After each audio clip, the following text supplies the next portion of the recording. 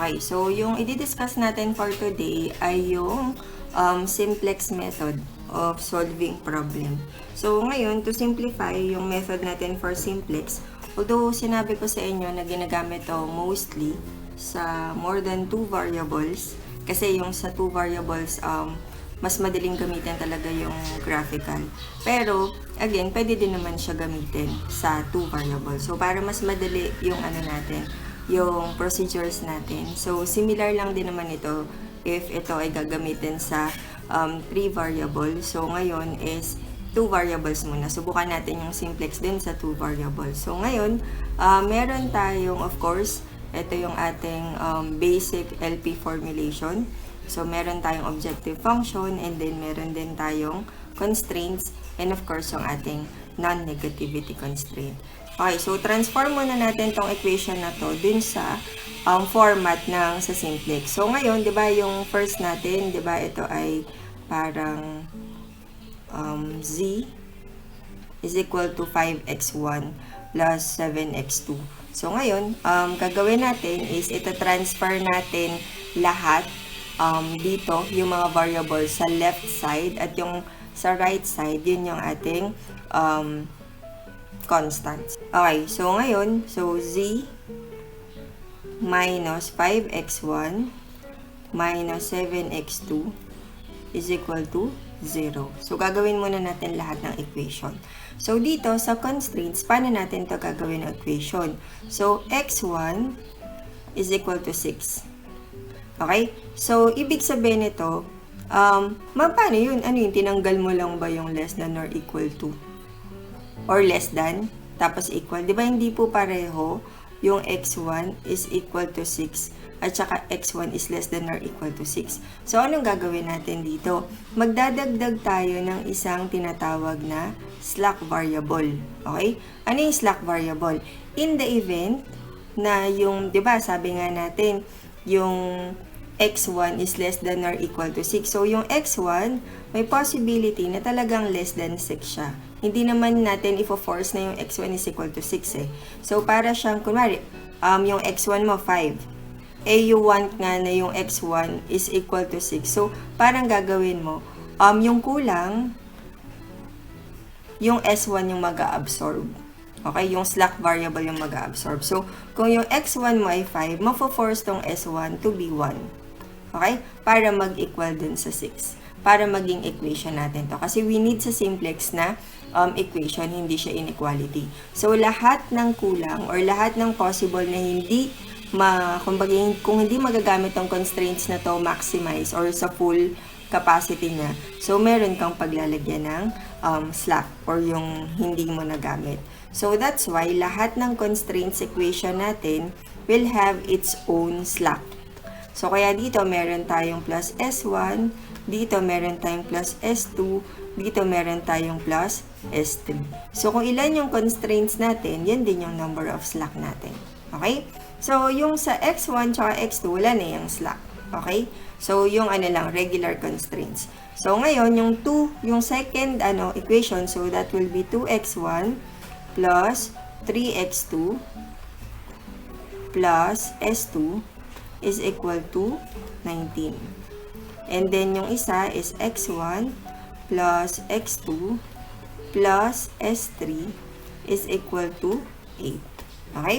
Ngayon, since yung s1 natin, s2 and s3, so since wala naman talaga siyang value dito sa z, diba? Wala naman kayo nakikita dyang s. So, of course, para masama sila dun sa first equation natin, so magiging silang plus 0s1 plus 0s2 at saka plus 0s3.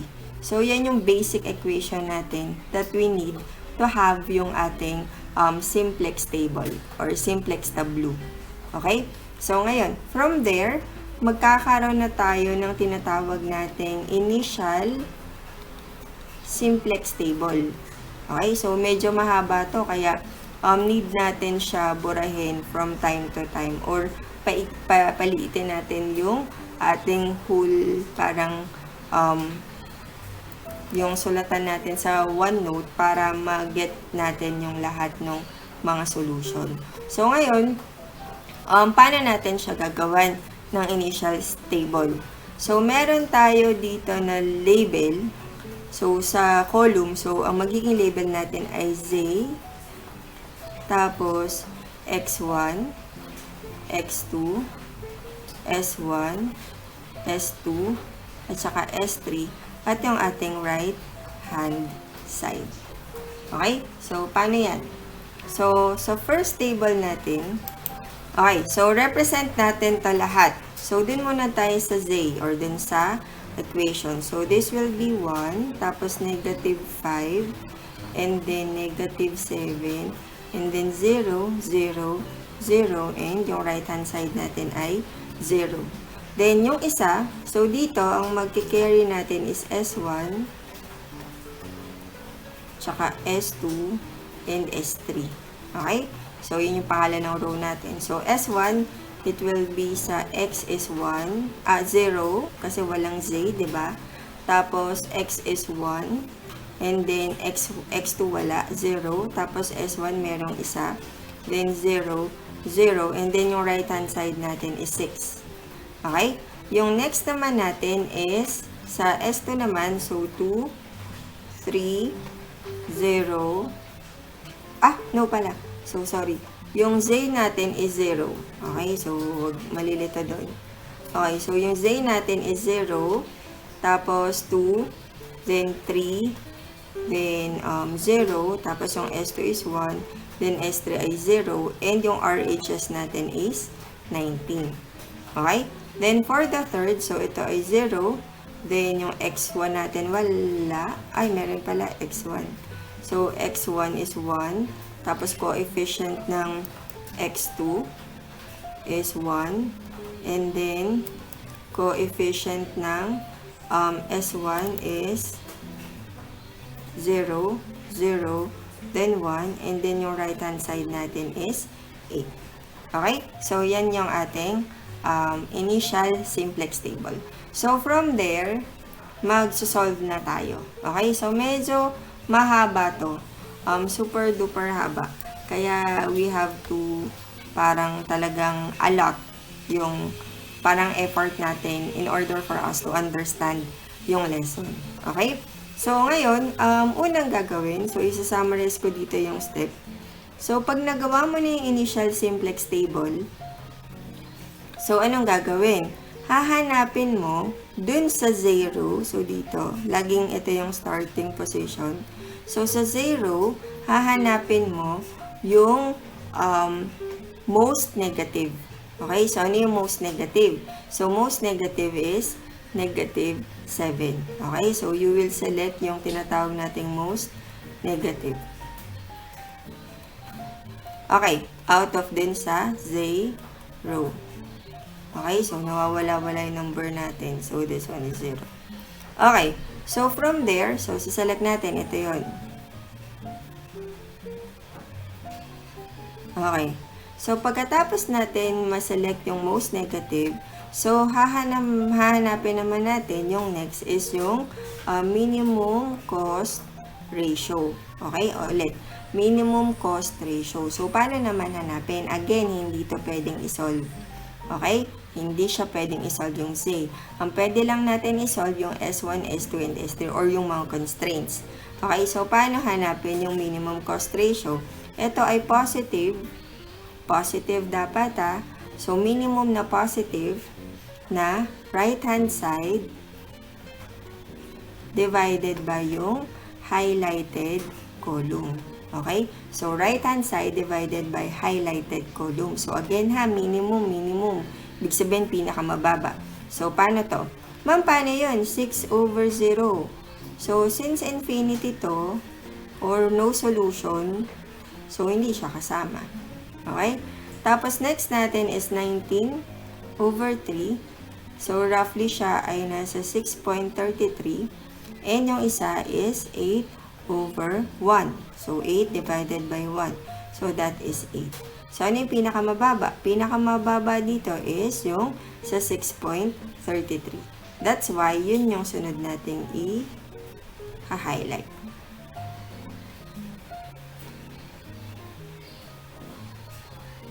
Okay? So, medyo mahaba to, kaya kailangan talaga nating matapos siya sa isang video. Okay, so next natin. Pag determine natin yan, so ang tawag dito sa x2, ito yung tinatawag nating entering variable. Okay? So, tapos yung s2 naman natin, yan naman yung tinatawag nating leaving variable. Okay. So, paano gagawin natin? So, next natin, identify natin yung pivot element.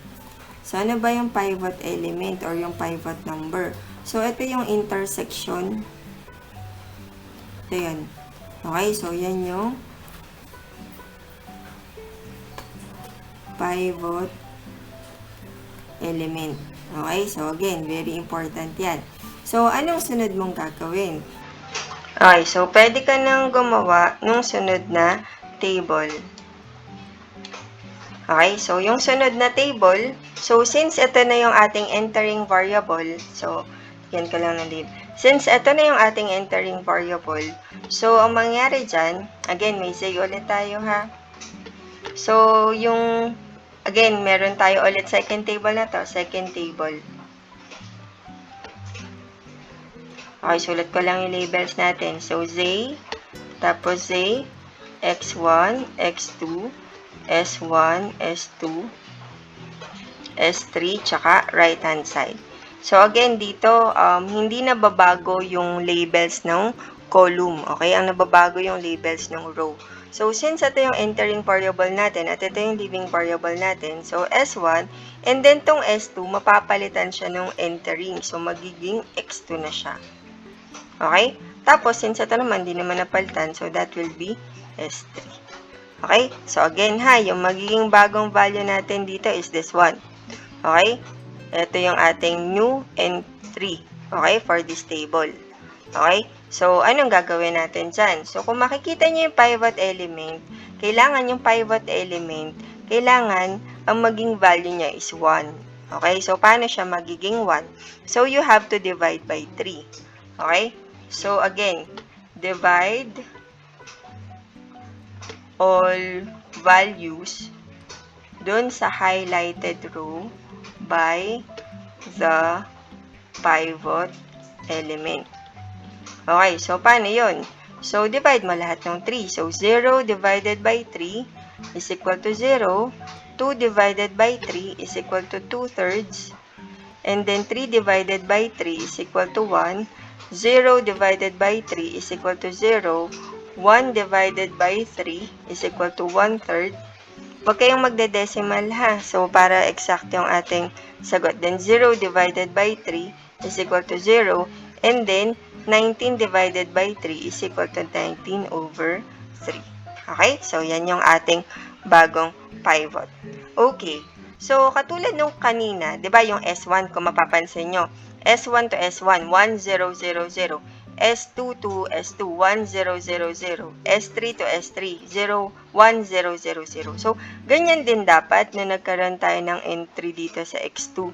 So, dapat, yun ding maging itsura niya ay maging ganito. Okay? Yan yung goal. Ngayon, ma'am, paano yan? Kasi may nakalagay tayo, -7, tapos 0, tapos 1.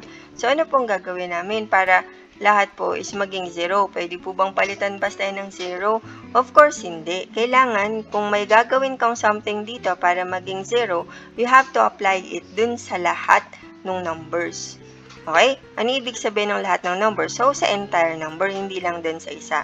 So, since ito ay 0, swerte na tayo kasi literal, kukopyahin lang yan. Wala kang gagawing parang operation. So, that will be 0, tapos 1, tapos 0, then 1, then 0, 0, and then 6. Okay. Magkakaroon tayo ng problema dito sa Z kasi yung value niya is -7. Okay? Tapos dito din is 1. So, we have to convert yung -7 into 0. So, paano gagawin natin? So, this is parang basic. Kumbaga, sa Gauss Jordan, kung natutunan nyo yun sa advanced math. So, ganun din yung ginagawa natin. So, ngayon, although long method yung gagawin muna natin, so, para lang guided muna kayo. Okay? So, game. Kailangan mag-create kayo ng ganito. So, ang gagawin nyo is, yung original na ito. Kokopyahin nyo siya. So, that will be 0, 2/3, 1, 0, 1/3, 0, and 19/3.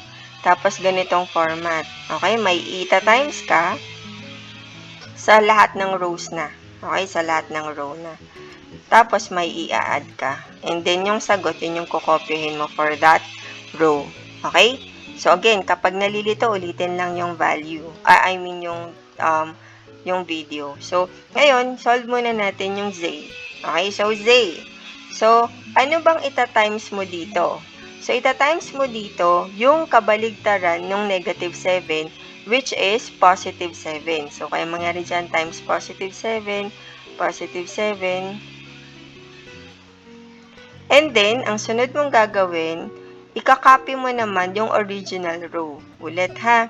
So, ika-copy mo naman yung original row niya. So, plus 1, plus negative 5, plus negative 7, plus 0, plus 0, plus 0, plus 0. So, ang answer natin dyan ay 0 times 7 plus 1 is equal to 1. Okay, 2/3 times 7 plus negative 5. So, okay, so yung magiging sagot natin dito is negative 1/3. Okay? So, next natin is 1 times 7 plus negative 7 is equal to 0. 0 times 7 plus 0 is equal to 0. 1/3 times 7 plus 0 is equal to 7/3. 0 times 7 plus 0 is equal to 0. At 19/3 times 7 so is equal to plus 0 is equal to 44 and 1/3. Okay? So, yan yung ikakopy natin dito sa Z line. Yun yung bago. So, 1, negative 1/3, 0, 0, 7/3, 0, tsaka 44 and 1/3. Okay? So, next naman natin, so, palitin ko lang ha, para may room tayo.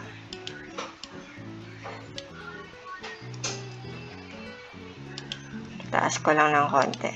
Okay, so next naman natin yung pangalawa natin na, so okay na tayo dito, okay na rin tayo dito. So next naman natin is S3. So same format, okay, same format. So copyin mo yung original, yung 0, 2/3, so hindi nagbabago to 1, 0, 1/3, 0, tsaka 19/3. And then may ita-times ka, and then may i-add ka. Okay? So, next naman natin, so, tapos equals. So, yun yung sagot. Okay. So, next natin, so, again, ano yung i-add natin, ano yung ita-times natin? So, yung kabaligtaran ng highlighted na column. Okay? Yung number na highlighted sa kanyang row. So, yun ay negative 1. Okay? So, after nun, i-add natin yung original. So, yung 0, 1, 1, 0, 0, 1, tsaka 8. So, proceed na tayo. So, 0 times negative 1 plus 0 is equal to 0. Negative 2/3 or 1, negative 1 times 2/3 is equal to negative 2/3 plus 1 is equal to 1/3. Then, 1 times negative 1 is negative 1 plus 1 is equal to 0. 0 times negative 1 is 0 plus 0 is equal to 0. Negative 1 times 1/3 is negative 1/3 plus 0 is equal to negative 1/3. 0 times negative 1 plus 1 is equal to 1. And 19/3 times negative 1. So, negative 19/3 plus 8. Okay, so the answer will be 1 and 2/3 or 5/3. Okay, so copy lang natin yung nasolve natin. So, 0, 1/3, 0, 0, negative 1/3, tapos 1, and then 5/3. Okay? So, next naman natin, ma'am, kailan kaya ito matatapos? Matatapos lang siya pag yung j mo wala ng negative. Okay? Again, matatapos lang yung tableau or yung simplex method pag yung j mo wala na ng negative. Ibig sabihin yung last table, nandun na yung optimal solution. Okay? So, game. So, anong gagawin natin? So, same lang ng ginawa natin dun sa first table. So, una muna, check muna natin most negative sa z-line. So, ang most negative natin sa z-line is ito. Okay, so hindi pa tayo tapos. Meron pa tayong isang table or more. Okay? Ma'am, paano pagka yung nag-negative nasa S1, S2, at saka S3? Ano pong gagawin? So, pagka ganun, of course, kasama siya sa Z value. So, you have to, to solve pa rin. Kasi kasama pa rin siya sa Z line. So, it doesn't matter kung X1 or X2 as long as andito is negative. So, you have to continue. Ibig sabihin, di pa yun yung optimal solution. Okay? So, next natin is, pag na-highlight na to, again, hindi kasama to sa computation, we have to compute for the minimum cost ratio. So, that will be 6 over 1 is equal to 6. And then, 19 over 3 divided by 2 over 3. So, that is parang 9.5. Okay? So, next is 5/3 divided by 1/3. So, that is 5. Okay? So, pinakamababa natin is this one. So, ito yung i-highlight natin. Okay? Dahil na-highlight na natin yan. Okay. So, proceed ulit tayo dun sa ginawa natin. Okay? So, gawa ulit tayo ng isa pang table. So, ngayon, problema natin, ayan. Pwede pala. Okay. So, gawa tayo ng third table. Again, hindi magbabago yung column names natin. So, that is ano pa rin, Z, X1, X2, tapos S1, S2, tsaka S3. Okay? Tapos, andun pa rin yung Z row natin. Tapos, S1, kasi hindi naman siya magli-leave. X2, hindi rin naman siya magli-leave. Pero yung S3 magli-leave, ang papalit ay yung X1. So, that is X1. Okay? So, ngayon, si X1, ito na yung ating bagong pasok. So, dahil bagong pasok siya, so, identify natin yung pivot element. Ito yun. So, then, i-divide natin siya lahat sa pivot element. So, 0 divided by 1/3 is equal to 0. 1/3 divided by 1/3 is equal to 1. 0 divided by 1/3 is equal to 0. 0 divided by 1/3 is equal to 0. Then, negative 1/3 divided by 1/3 is negative 1. 1 divided by 1/3 is equal to 3. And then 5/3 divided by 1/3 is equal to 5. So, again, may RHS tayo. Okay? So, yan. So, pwede mo na siyang isulat dito sa ating violet na, na list. So, 0, 1, 0, 0, negative 1, 3, tsaka 5. Tapos, ita-times, then, i-add.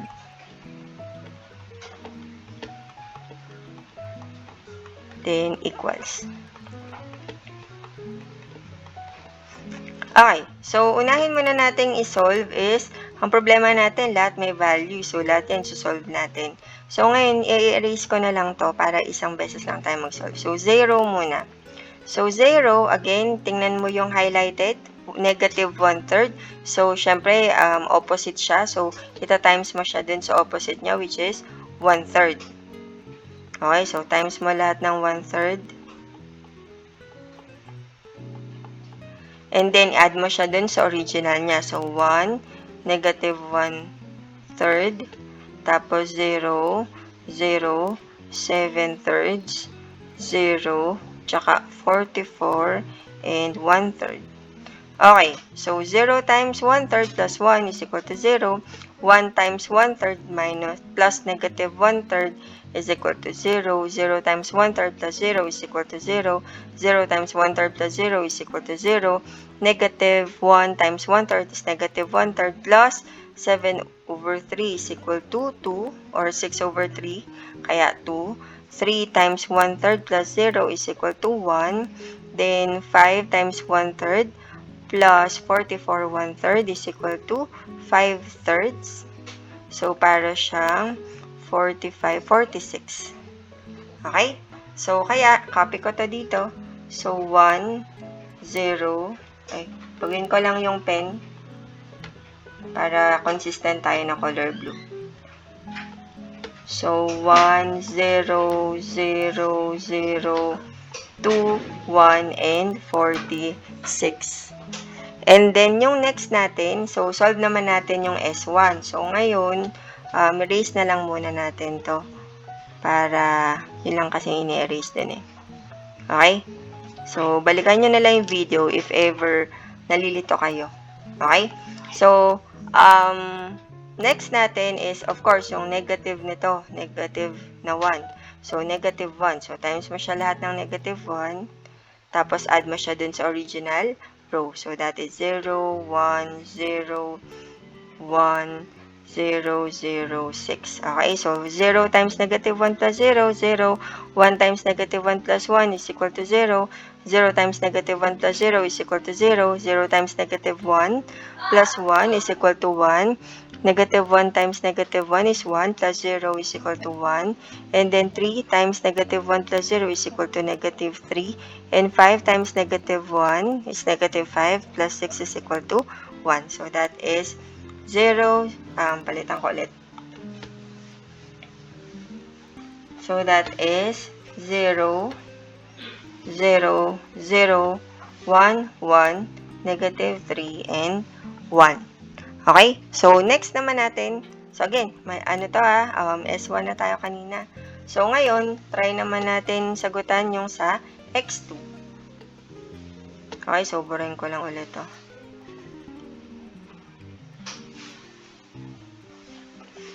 Okay, so S2, again, tingnan natin. So, negative 2/3. So, again, opposite ng 2/3. So, negative 2/3, negative 2/3, negative 2/3, negative 2/3, negative 2/3, negative 2/3, negative 2/3. And then, times nat or i-plus natin siya sa original. So, 0, 2/3, 1, 0, 1/3, 0, tsaka 19 over 3. So, 0 times negative 2/3 plus 0 is equal to 0. 1 times negative 2/3, negative 2/3 plus 2/3 is equal to 0. 0 times negative 2/3 plus 1 is equal to 1. 0 times negative 2/3 is equal to 0 plus 0 is equal to 0. Negative 1 times negative 2/3 is equal to 2/3 plus 1/3 is equal to 1. Then, 3 times negative 2/3 is equal to negative 2 plus 0 is equal to negative 2. And then 5 times negative 2/3 is negative 10 over 3 plus 19 over 3 which is 9 over 3 which is 3. Okay, so yan yung kakopy natin. Okay, so copy natin 0, 0, 1, 0, 1, negative 2, and 3. Okay? So, yan yung magiging answer natin. Okay? So, since wala na tayo, check nyo ulit yung Z. So, wala na tayong negative value. So, this is the optimal tableau. Okay? So, nandyan na yung optimal answer natin. Okay? Optimal table.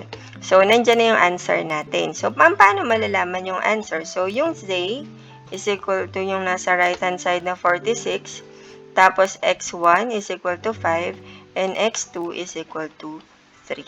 So, yan na yung ating optimal solution, which is same lang sa ating na-solve last time. So, check natin kung nasan yung na-solve natin last time. This one. Okay? So, na-solve natin dito, yon same. So, yung optimal solution natin is x1 is equal to 5, x2 is equal to 3, and z is equal to 46. So, same lang dito sa ating naging answer. So, again, kahit anong method yung gamitin mo, so, ang magiging answer mo will be just the same. So, again, yung simplex is ginagamit siya more on dun sa more than 3 yung variables, but we have to use lang ito.